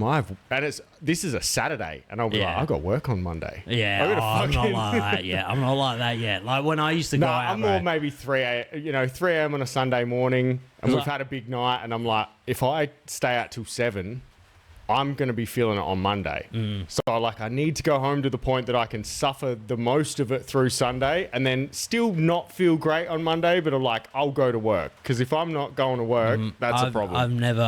I left school at 15 because I knew what I wanted to do. I wanted to cook at like a high level. I always wanted to cook at a high level. Like everyone's like, oh, fish and chips. Well, no, I was cooking at like a UFC level in Australia, like the equivalent. I was always cooking at the best restaurants in Australia, and still are. Yeah, but because that's what used to drive me. But with that comes being exposed to like crazy shit because you're working 90 hours a week. It's just work ethic, man. It's work ethic, but it's also the thing that comes with hospo. I would be so much more inclined for my son to say he wanted to be a fighter than a chef because it's just a spiral. There's always a part in a chef's life where you're just fucked. It's so overwhelming for a young man. If you want to be in like the top 5%, there's always drug abuse, always, and there's always alcohol abuse because you're in the scene. Well, there's like sort of a running joke in my industry, and it's quite a niche industry, and it's like, we work on the ships being built for the Navy, so it's a good job. Like it's a somewhat prestigious job. We're doing stuff for the government and for the Navy, but it's, for whatever reason in my industry, it's drug addicts and alcoholics. And it's like, we work with so many chemicals and things like that, I think they like suck it in, and it's just... It's a thing. The with only chefs, thing that attracts that kind of person is someone who's like risk adverse or something. So I feel like my industry, like crackheads, they're all fucking drug addicts. Have you ever worked in hospitality? Yeah. I worked at a pub, the Christie's Hotel, for 2 years. There's a very, very special thing when you're working in higher end restaurants, and it's this adrenaline pump that you can only attribute to when Bruce Buffer's calling out your name. Let me talk about it. It's very different, but the level of pressure in your head is the same. Yeah. Like whenever service would start in those restaurants, to me, it was game on, because if you didn't do You've right, got to perform. No, you were going to get fired. Yeah. Like there was at a lot of these restaurants back in the day that I was working at, you weren't given those chances. You weren't given, because if you didn't want your job, someone else would take it. Like every single night at Jolly's Boathouse especially, you felt like you were fighting for your job, and it was so overwhelming. And that was the first job I was like I would drive home and cry. Like from the city to my house, if I made a mistake that night, I would bawl my eyes out for an hour, because I was just like, fuck, just fuck it, because that's all that mattered. That's all that mattered to me. Do you feel like that's like in the way the world is now, and the shift in the way the working people are, like employers almost don't have that power anymore. No, they can't. Where there's 10 guys waiting, because there's not. They there can't actually do isn't it. anymore. No, the thing is with the hospo industry, it's not hospo. It's construction. It's in my industry too. Anything. I guarantee. So I know I can only talk about the hospo industry because I know it. But the workers have the power back a little bit now. You can't talk to people like you used to. No, but you also don't have 20 people with resumes in your thing anymore. It's not happening anymore. No, so the thing with hospo, bro, no one wants to be a chef anymore. Why would you? The hours suck. The pay's not fantastic. The pay's not like when I was working. It's good. It's a good job, but it's not. Right. It's not fantastic. The thing about chefing is it teaches you so much work ethic. Like when you were working at Porto's or wherever you're working, I always said, I have no skills to work there, but I guarantee I can be your best worker. It's so easy. No, but it's like it's just the ability to work. Yeah. You know what I mean? Like, and not calling it like I swear on my fucking son's life, I've had about 2 sick days in my whole life. Because I will rock up and I will get sent home before I call in sick. I don't care if I'm out till 6 in the morning. I don't care if I'm out till 7 in the morning. I will rock up to work an hour early, 10 minutes early, and I will make you send me home. I've always said the same thing. I'm like, if I'm sick, I'm going to come. But kids can't do it. You'll see that I'm sick, and then I'll go home. But they can't even deal with you fucking telling them they've done something wrong these days. No, that's the thing. You tell someone they've made a mistake, and they think you're fucking bullying them. It's like, fuck, man, I'll fucking bully you if you want me to bully you. That's the thing. But if you want real bullying... I've done my apprenticeships, like, at some of the nicest restaurants, and now, obviously, meeting all these people, they, like, my colleagues have really nice restaurants, and I always talk to them, and they're like, do you want to come back? Do you want to come back? Because I know how to work, and I can just tough it out. These days, I think, even though it's better working conditions for hospitality, being a chef, because it's, when you were working in a rough kitchen, bro, it was so demoralizing. Abuse from head chefs and stuff as well, yeah. Just mental abuse. But I think with me, they fucked with the wrong guy, because I'm already twisted. I'm already fucked up. You're your own worst critic anyway. I'm my worst critic. There's nothing you can say to me that I haven't told myself. And I feed off of... Everyone learns differently. Like, I need to be yelled at. Like, Yes. I need it. If you go to me, oh, no, you need it. No, I need you to say you're a fucking idiot. Like, but that's how I train. That's how I work. That's how I've always worked. And then, but the most beautiful thing is my head chef would do that, and then he'd be like, here's a 6-pack of beer. I'll see you tomorrow. It was over.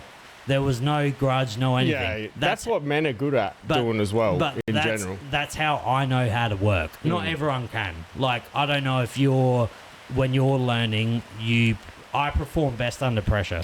So I'm on two ends of the spectrum with the way I deal with criticism. If someone talked to me like that now, it'd be different. Well, yeah. I'm on two ends. So if you criticize me to the point that I feel like tiny and I know you're right, that will work.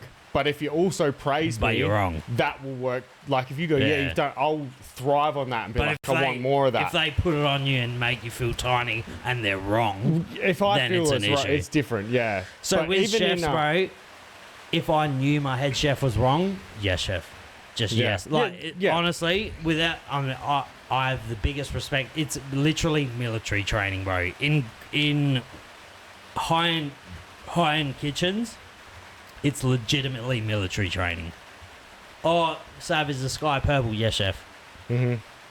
Kids don't have that anymore because they have so many options. They can do Twitch. They can day trade. They can do you know what I mean? They can suck their. They can have blue hair and be a trans. Like it's out of control. Well, I've got a good. The other day, I had a just meaningless task at work, but I got asked to do it, and I thought it wasn't. The last one. Yeah, I thought it wasn't important, and 2 days later, I was like, "Oh, I need this by the end of the day," and it was like 1:30, and I was angry because I was like, "This fucking cunt didn't tell me that he needed it by this point." But I sort of went away, and I was like, "You know what? I didn't ask. Like, I didn't ask how important it was. And it's like, yeah, he probably could have told me it was important, and I could die on that hill and be like, what, you know what I mean? Like, you didn't tell me you needed it. But I'm never going to get better, and I'm never going to be more efficient or better at what I'm doing if I don't understand that I could have also gone, hey, when do you want this done by? Or, do you know what I mean? So it's like, it's easy to go, well, fuck you didn't tell me. But most people don't have the ability to like look inside and be like, well, what could I... Yeah, it was unfair or it wasn't like the most ideal situation, but what could I do to actually make that better? Do you know what kids lack now? Any form of accountability at all? No, but it's even if you're wrong, shut the fuck up. Because feelings are more important than facts. Even if you're wrong, bro. Like I was saying before, if my head chef looked at the sky and said, the sky's purple, yes, chef. And it's submissive, whatever. No, it's learning. That's just learning. Do you know what I used to have a fearless leader, bro. That's my fearless leader. Whatever he says. Everyone can say suppressive or whatever. It was like, when you start a job, you sign a contract to say you're going to do what they ask you to do within reason for this amount of money. You don't deserve anything. So you do whatever the fuck they tell you to do. If you think your manager's a fucking idiot or it doesn't matter. That's their role. You signed a deal to say that you're going to do what that person tells you to do. So do just you know shut the biggest factor, up. bro? Do you know the biggest factor? And I know this because that little big Tony and maybe Charles over there, when we were all working when we were 18, 19, we were going to HQ till 4 a.m. We were going to the Vic. We always went to work the next day. Always. Do you know what kids can't do now? Go to work. And do you know what kids can't do now? They can't go late. So if they have an event on at 5 o'clock, they want the whole day off. Yeah. Fuck off. Go late. Or even come to work late. But like if you're out till midnight, just go, hey, sorry, I can't start till 9. Do you know why? Still come in. Do you know why? Because the internet has taught them that they deserve something. You're a queen. You're a queen. You're setting boundaries. Shut the fuck up. You're a loser. I will tell you now, when you're an 18, 19, 20, 21-year-old male, you are owed fucking nothing. You've done nothing, bro. And I will, as a 32-year-old man, I can say that now. Because I used to be like that. I used to be like, oh, I deserve more. But no, you don't. You haven't done anything. Everything that's going on now in your life is just a predecessor to earning your success when you're older. Even when it's people fake. go, I don't need to be disrespected, I deserve respect. It's like, what have you done? Like, you deserve an amount of respect as a human. But it's like, people don't have to respect you for being who you are. You need to earn that shit. You need to, like, prove to people that you're worthy of being respected. Otherwise, you're just a fucking nobody. And it's like everyone, like I was saying before, everyone learns differently. Like, I learn from getting the hammer thrown on me. Like, I do too. I need friends like you to be like, are you training? Like, You look like shit. I need accountability. Like, I really need it. That's what I need. I find that as the highest form of caring for people too. Like, I know sometimes I come across a little bit mean too. No, it's not I mean, don't think mate. you guys see it as mean, but I think people outside of it would be like, why do you talk to your friends like that? It's like, because I care about them. Yeah, because like, it's accountability. I don't want my friends' kids to look at their dads like they're fucking losers. I've never had a friend like you, ever. Thank you. Like, all my friends are enablers, as you can see. But do you know what I mean? Like, I need accountability. Like, I need it. I've always needed it. And I always succeed expectations. Always. Kids now just think they're owed it. It's crazy. And people think talking like that's mean. It's not mean. Like, if you care about someone and they're overweight or they're not taking care of themselves or they're doing drugs or drinking too much and you go, dude, you're a loser. Like, pull your shit together. People are like, that's mean. It's like, no, I wouldn't say it if I didn't care about them. No, it's because their friend group's fucked. It is. It's 100%. Everyone lives in an echo chamber these days. Their friend group wants to be losers. Yeah. Their friend group wants to... not have uncomfortable conversations. They want to think Victoria's a holiday. They want to think going to Melbourne's like an exotic experience. Yeah. Our friend group's just not like that, and I'm so proud of it. Yeah, it's taken years to find. Like, I don't know about you, but I've gone through... I still do. I still have many friend groups. Like, I do too. I've got different friend groups I too. have heaps of friend groups. But this is the first time I've been like, oh, fuck. This is a cool friend group. They're not very similar interests. Obviously, I'm a bit of a drifter. I have different interests. Like, I got my gaming friends. I got you guys. I got we've all got different. I got everything. Different friend groups for sure. But then there's some people that just have 4 people that are destined for nothing. Yeah, and they all sit there and be like, "No, it's cool. Let's all play video games all weekend and drink fucking Coke and eat Doritos and be fucking both. Losers." And it's like, you do that. I do both. Yeah, you do that. Yeah. Like you. That was literally you yesterday. I don't allow myself to play video games if I haven't worked out. That's my deal. If my son comes to me because I have to buy him a play. Do you know what my biggest thing is that I'm excited for? Showing him movies that I really want him to see and playing video games. Yeah. Like, I'm so excited because Zara's like, he's not going to sit down and play. I'm like, there's money in it now.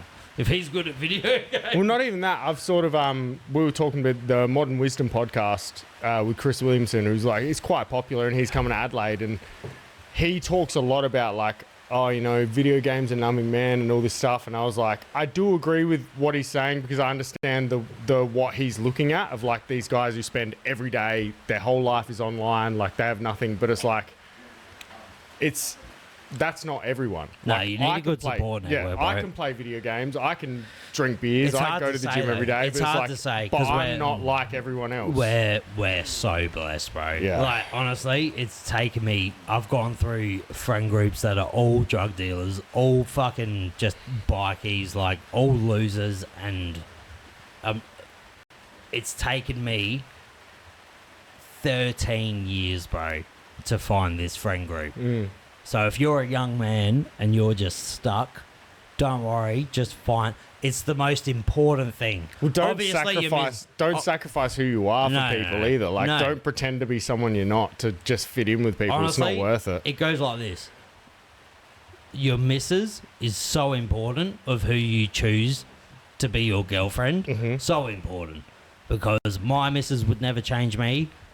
Catherine would never, ever change you. And they go along for the ride and they it's finding a missus that understands your vices. Because we all have vices. You have fucking demons, I got demons, and they just roll with it perfectly. And they accept it. But it's also finding that 2, 3, 4, 5 boys that 20 just for us, but yeah. 20 for us. But do you know what I mean? Like, Yeah, out of our yeah. friend group, I have like 5 of you that it's just talking to the same person. Yeah, It's like talking to me. Like, whenever I talk to you, it's the same as talking to me. But you also know if you come to me, I'm not going to tell you what you want to hear too, which No, is exactly. a big That's the biggest benefit thing. of our That's group. the It's like, biggest even thing, Zach's bro. really good for that, where he's like, I don't think so. Zach's the first. So when I first met Zach, because it was only like 4 or 5 years ago. Yeah. When I first met Zach, that was the first person I met where I was like, oh, we're the exact same person. Like, me and Zach have had the exact. And shout out to Janine, because she accepted my friend request on. She's a hottie, dude. She accepted my friend request on Zach, Instagram. If anyone on here, Zach's mum is the hottest mum you'll ever find. On God, she might be on the podcast within the next couple months. We'll get her on. Or my OnlyFans. Are If we I getting can make it happen. Juliet? You're going to get Juliet Fox on? I'd rather get fucking Janine, but I can do Juliet as well. But even what you were talking about relationships, like, everyone goes, you know, relationships aren't easy, they take work. They definitely take work, but I would say 90% of the time they should be easy. And if you're in a relationship where your missus is just an anchor fucking 60% of the time, even 30 or 40% of the time, you're probably not in the right relationship. I'm going to tell you right now the truth about relationships. The woman should have to deal with the man's fault. No, that sounds hell sexist. It I know sounds what a you're bit- saying. No, You should both be able to deal with the... Yeah, you should both be able to deal with it, but that sounded fucking so sexist. That sounded very... That sounded Andrew Tate-ish. Beard, neck beard, no moustache. Yeah, that sounded... No, what I meant, like, my missus personally, I come with all of these faults, and she just knows how to duck and weave with them. And she's the best mother, best person ever. And it makes me want to be a better person. That's the thing. That's what it... With people like us, at our core, we're very loose, wild. It's not a woman that, like, forces you or no. She nags rolls. you She's into being a ducking and better waving. person. She's It's- ducking and waving. It's you should want to be better for her, and then you Never make meet those a decisions. bitch that wants to change you. Meet a You bitch just- that you want to change that you for. want to change for. That's hey, it. That's fucking... Never ever meet a woman that wants to change you. Meet a woman you want to change for. Let's for. finish with that. And that's what we're going to finish with. Luke Love you, Leedham, bro. honestly, on God, I still reckon I'd knock you out.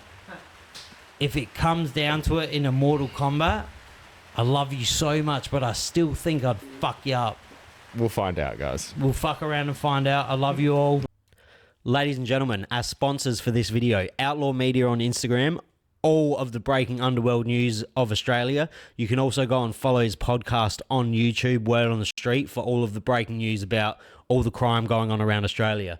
And for all of my people that can't breathe, go to breatheeasy.com.au. That's breatheeze.com.au. Use code SESH at checkout for 15% off. Support the podcast. It is fantastic. I can't sleep without them anymore. So go ahead and do that, and make sure to follow Outlaw Media on Instagram. Thank you. Enjoy the pod.